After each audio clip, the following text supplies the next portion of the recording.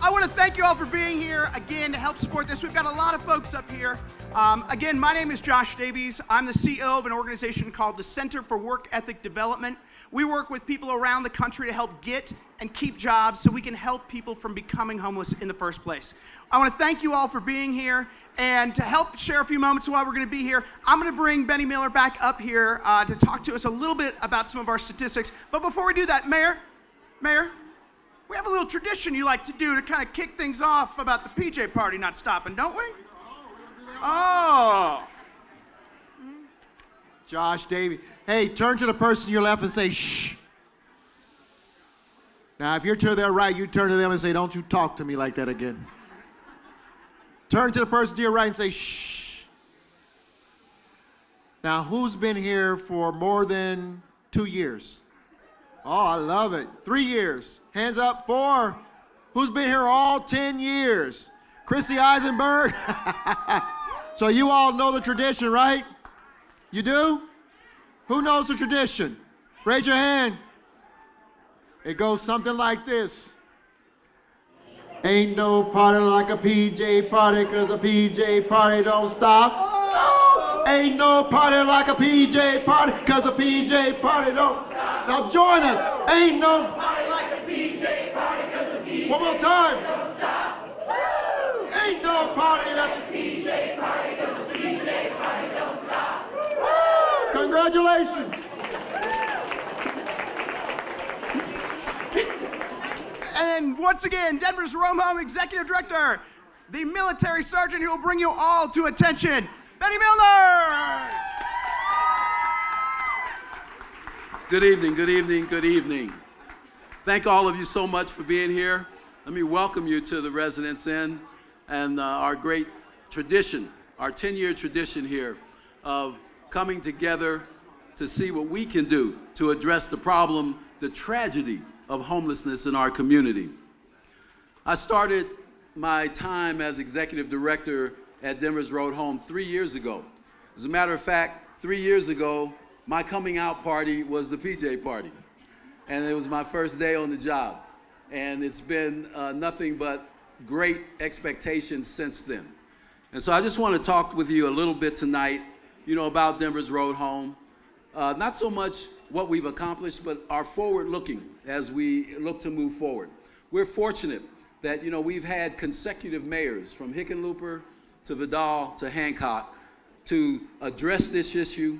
It's so easy when you're a new mayor to decide, what the other guy did, I don't want to have anything to do with. But no, we have mayors that see that this is something that we as a community need to address and to address aggressively. And so as we look at Road Home going forward, we're about, because we are in our 10th year, about to embark on a community process for the next iteration of our plan, and to go out in our community all around the city to determine from our residents in the community and those involved in the work of the homelessness to see what are the priorities that people now see in our community in addressing homelessness. We know we've always been concerned about the chronic piece, but what we've seen over the last 2 to 3 years are different aspects, different sectors of our community that are now showing up for our services. We are seeing a dramatic increase. The fastest growing section is families with children. We're seeing, as we've opened emergency shelters for women, that we're seeing more infirmed women coming forward for services, canes and walkers and wheelchairs, seniors. More than half the women that access our women emergency shelters are over the age of 55. And they range from 55 to 83. And that's what we work with. Our youth, that population is growing as well. And all that ties that together, poverty is the foundational element. That's the problem that we have to face. And as we move forward to address that, we also see the need for increased mental health, behavioral health issues. We know that substance abuse is a part of the dual diagnosis that we see in the groups that we are working with. And we have a vision as we move forward to address those issues. And I'm hopeful that the same enthusiasm, the same support that have come forward over the last 10 years, that we can anticipate that same cooperation and support as we move forward. And so it's great that we come and we are in our pajamas and we do it. We do it to have a little fun, but we also use it symbolically so that people understand everyone in our community does not have that opportunity. Everyone in our community doesn't have the opportunity to put some PJs on, go to a warm place, and be safe in the evening. And because you're here, because of the support of the political will and the business community, that's why we're able to do what we do. So I thank you. I thank you for that support.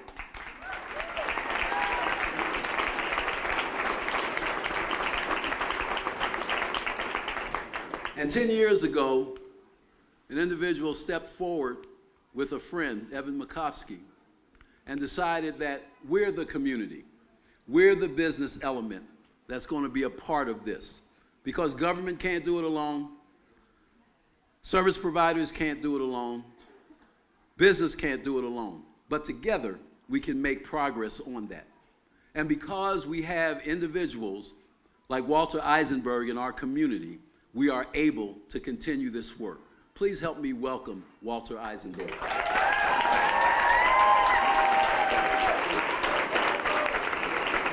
Thank you all very much. Thanks for being here tonight.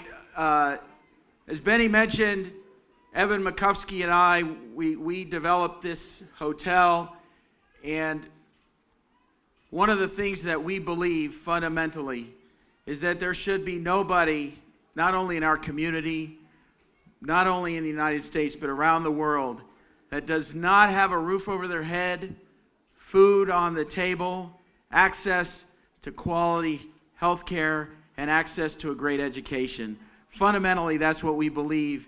And as business people, we put our money where our mouth was. And there are lots and lots of people who joined us in this effort. And over the last 10 years, we have raised millions of dollars to try to end homelessness. Thank you very much for being here to do that.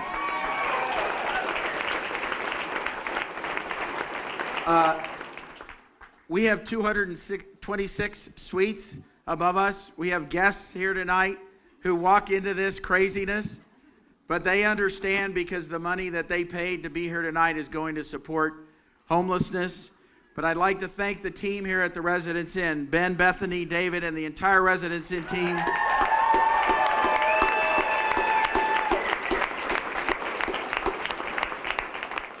Jan Lucas, who is a divisional vice president for SAGE, has been involved from the beginning, and she goes out and strong arms lots of other hotels in the community to give part of their proceeds for tonight. And so we have a lot of folks in the hospitality industry. We thank them for being here. In just a few minutes, you're going to hear from our mayor, and we owe him a debt of gratitude for his leadership, not only on this issue, but his leadership for our great city. You're going to hear from him. And Governor Hickenlooper could not be here couldn't stay tonight, but he was here earlier, and I saw him walking around saying hello to folks. We owe the governor a huge debt of gratitude. It was his vision that started this Denver's Road Home, and so we want to thank him particularly for his great leadership and continued leadership around the state. I now want to introduce, the mayor and the governor get all the credit, but they actually don't do anything. So, the governor's not here to hear that, but you can quote me. I want to introduce Jennifer Lopez, who is the Director of Homeless Initiatives, and Carla Maracini, who is the Director of Community Partnerships, to join us tonight on stage, and thank them because they do all the work.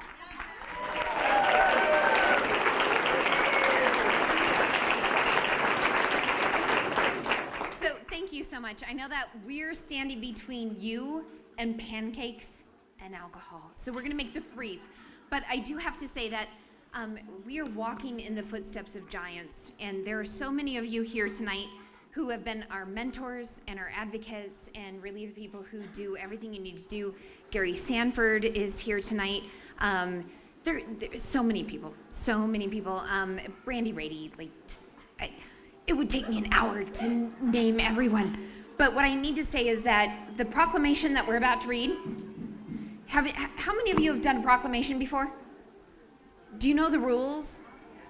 The rule is that when we raise our hands, you say "whereas" with us, and you do it with an enthusiasm and excitement, and makes it go faster. But what I have to say is that Walter and Christy Eisenberg and Evan Makovsky and so many other amazing leaders in this room were the inspiration for this. So I'm going to have Jen start, because Jen is currently the manager of all things homelessness for the state. And we're really, really excited to continue the legacy of both the Hickenlooper and the Hancock administration. Are you ready?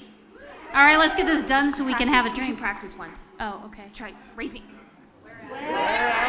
Good job. Okay.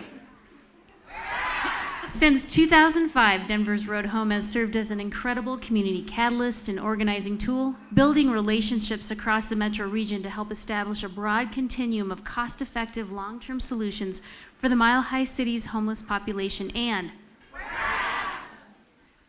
The public and private funds leveraged through PJ Day have helped Denver's Road Home connect thousands of individuals experiencing homelessness with the emergency assistance, employment training, and supportive housing they need to live stable, autonomous, and dignified lives. And you guys are good. The delicious food, delightful music, distinctive dress code, and superb reputation as one of the most fun and effective ways to help house the homeless makes the PJ Party one of Denver's most sought-after invitations. And only 20 more to go. Okay. Under the dynamic leadership of Mayor Hancock and Benny Milliner, Denver has unrolled a comprehensive housing strategy to promote affordable housing and neighborhood development for its growing population. And the uncompromising vision of community leaders like Christine Bonero, Jareen Peterson, Pat Coyle, Carla Maracchini, Jamie Van Leeuwen, Roxanne White, Gary Sanford, Paula Henry, and Tammy Dorr has propelled Denver to the forefront of the national conversation on housing first. Woo! And the brilliant creativity of numerous local businesses, foundation, faith, and community advocates has given Denver's Road Home an opportunity to continue to gain momentum and achieve success. And only 10 more. Whereas Denver's service provider community is one of the most collaborative and innovative in the country, as evidenced by their recent participation in the Supportive Housing Toolkit. And despite the incredible progress of the past decade, thousands of men, women, and children across the state of Colorado are still without adequate housing. Therefore, I, John Hickenlooper, he looks good, doesn't he? Governor of the state of Colorado, do hereby proclaim February 5th, 2015 as PJ Day in the state of Colorado.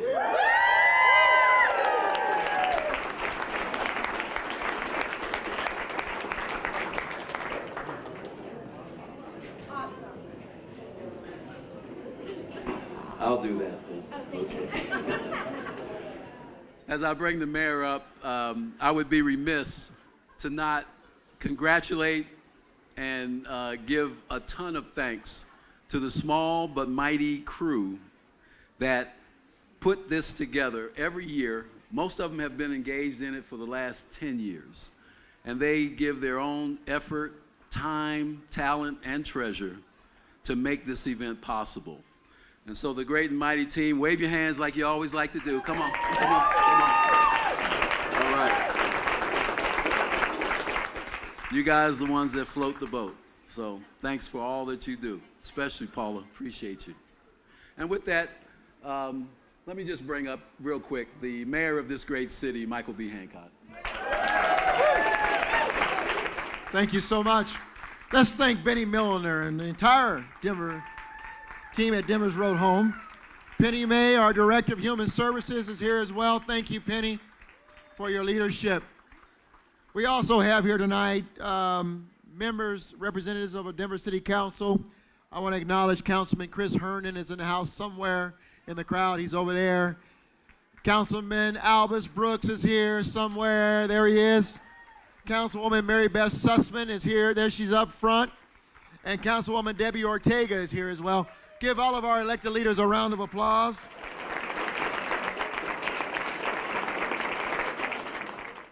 You know, some might say the ideal of ensuring that people in this country have a safe, decent, warm place to lay their head at night is a partisan issue. And some might say that making sure people have access to health care so they can live a healthy life is a partisan issue. Some might say simply that making sure that people have a warm meal on their table to nourish their bodies is a partisan issue.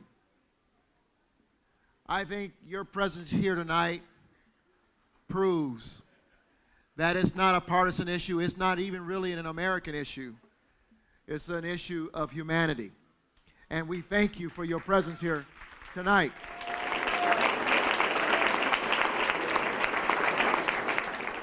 This morning, Benny Milliner and many members of the Denver's Road Home team and I started our day by visiting North High School, where the student council proclaimed today.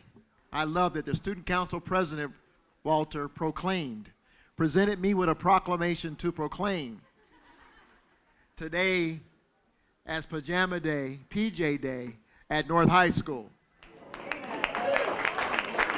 And North High School was the first high school that we know of to participate actively in PJ Day in Denver, Colorado, the first high school. But we have been seeing a growing participation rate of schools across Denver, primarily our elementary and middle schools. North High School today became the 85th school today to participate in PJ Day. So our children are leading the way, and we thank them. Also, in addition to the 85 schools who proclaimed it PJ Day and showed up in pajamas, and if you go on Twitter, you can see kids showing pictures of themselves, parents taking pictures of the kids showing up in class in pajamas. 75 organizations, nonprofit and private businesses, today signed up and participated in PJ Day. We want to thank them as well. So people were out in their pajamas all over Metro Denver, and we thank you for that. And we also want to thank our sponsors, the people who have stood up, stepped out, and made a difference. Certainly, today in this room, you can recognize them by these very soft cashmere house coats. These are soft. They're also very hot. And I will give you this one for $10,000 tonight. If you got $10,000, I'm going to give you the house coat off of my back. But I want to thank our sponsors tonight. The top 3 sponsors are on stage with me tonight. Our cashmere sponsors who came in at the $50,000 level. Of course, you already have heard from Walter Eisenberg, the owner and developer of this great site, a good friend and a great visionary. Again, Ben Kulak is coming to the stage, and Ben is the general manager of this great hotel. Thank you, Ben. There he is.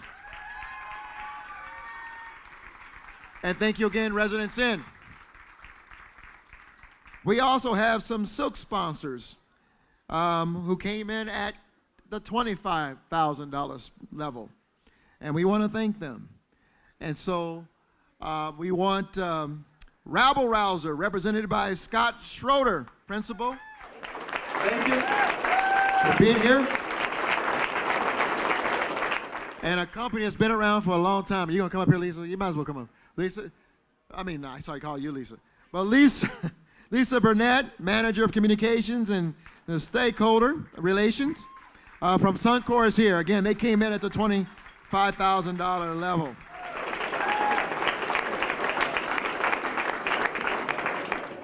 without our sponsors, we wouldn't be here. And so, whether you are wearing a red robe or not, if you gave $5 or $500 or $5,000, we thank you, because the difference you make in the life of someone who is homeless is huge. We have the opportunity to move them from the street, from the elements, to shelter. We have a chance to provide shelter. We have the opportunity to make sure they receive a warm meal for the evening. Difference you make is huge. I want to just share with you before I leave the stage tonight that this is a city, and though we did not end homeless, and we know we have over 5,000 people on our streets, we didn't end in 10 years. I know that was an aspirational goal, and you got to celebrate those who made that commitment and really did everything they could to put forth the effort. Today in 2015, I want you to know that there isn't one iota of us in this room who have lessened or come with less commitment to that goal of ending homelessness. And we won't stop until we drive down the street and we don't see anybody. And we're not talking about hiding the homeless. We are talking about substantively moving them to a more safe, secure, safe, and decent place to lay their head. My administration will remain committed to serving those who are most vulnerable on our street. And it's during these times when things are going so well that we have to dig deeper and check our guts and find even greater resolve to help those who are most vulnerable on our streets. And so I thank you for that, but I want to make this public proclamation that we will indeed remain committed to our mission of ending homelessness in this city.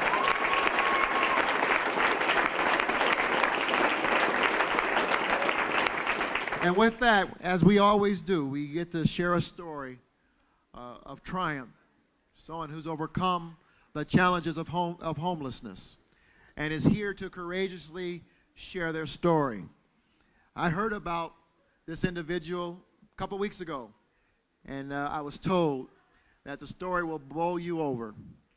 You know, it's not so much the story that we're after, other than what we're after is the fact that there's a victory, and you all are very much a part of the victory that this individual will share.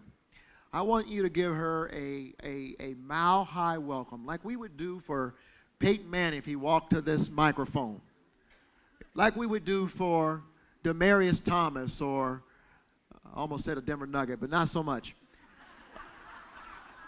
We love our Denver Nuggets. We love them. But you know what I'm talking about, because she's demonstrating a great deal of courage, and she's very nervous. And so we want her to feel welcome.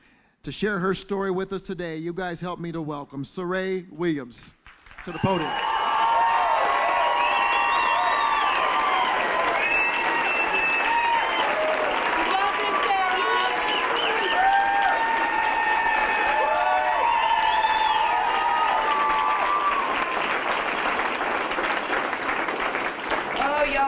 Me cry already.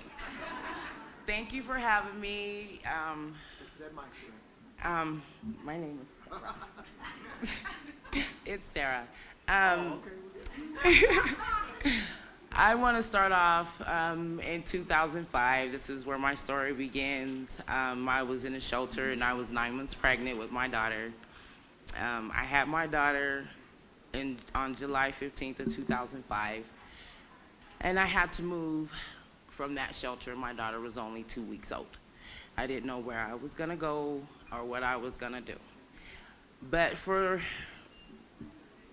a lot of reasons, it was Interfaith Hospitality Network at this time. Now it is called Family Promise of Greater Denver.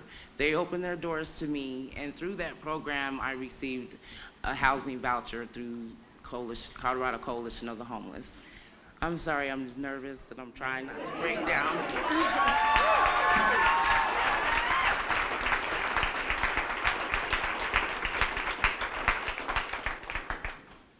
Once I got my voucher, I was working at telemarketing jobs, and because I had a bad background, I couldn't get a better job, and I was trying to do everything that I could do to keep food on the table, keep my daughter clothed, keep me together. I had a roof over my head, so I didn't have anything to worry about when it came to that.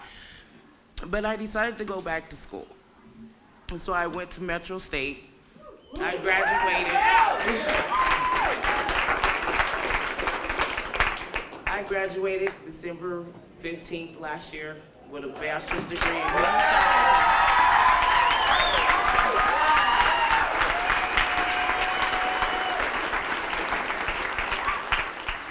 And now I am working with the exact organization that helped me get my housing degree, and that is Family Promise.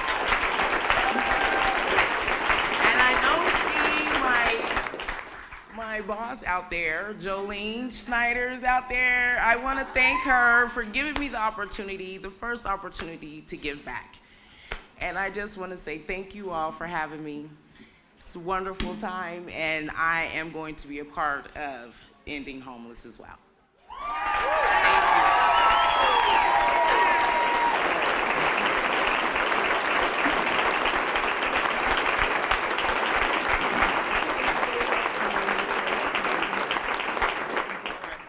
There is no question, those are the best stories and puts that face on why we are all here.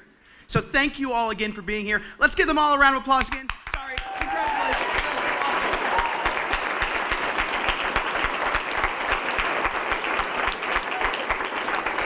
awesome. It's a fantastic night. It's a fantastic celebration. And now we're done with the pomp, and it's time to get to the party. Have a fantastic time this evening. Thank you all again for being here.